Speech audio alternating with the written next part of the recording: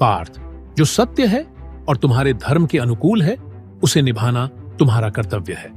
लेकिन याद रखो, हर समय हां कहना तुम्हारा धर्म नहीं है।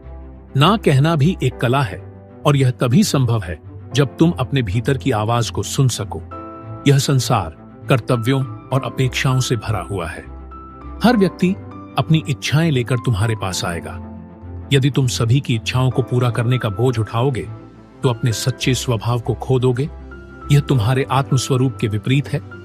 जैसे कोई भी यज्ञ तभी सफल होता है जब उसमें अनुशासन और सीमा हो।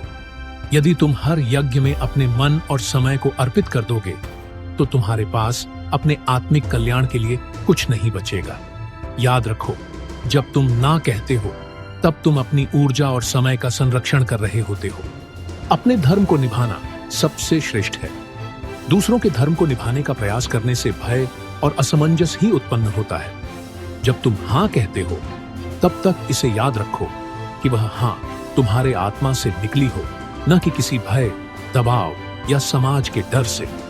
यदि तुम्हारा अंतःकरण कहता है कि यह कार्य तुम्हारे लिए उचित नहीं है, तो ना कहना ही तुम्हारा धर्म है। क्योंकि यदि तुम ना कहने में संकोच करते हो तो तुम अपने साथ अन्याय करोगे, और जो अपने साथ अन्याय करता है वह किसी और का सच्चा भला नहीं कर सकता।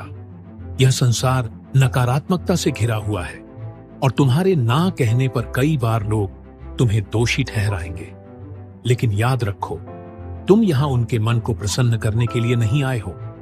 तुम्हारा उद्देश्य है अपने धर्म को निभाते हुए आत्मोन्नति करना। यदि किसी को तुम्हारे ना से पीड़ा होती है तो वह उनके कर्मों और विचारों का परिणाम है। तुम्हारे कर्म केवल तुम्हारी आत्मा और सत्य के प्रति उत्तरदायी हैं। तुम्हारा अधिकार केवल कर्म पर है, उसके परिणाम पर नहीं। इसीलिए यदि ना कहना तुम्हारा सही कर्म है तो उसे कहने में हिचको मत।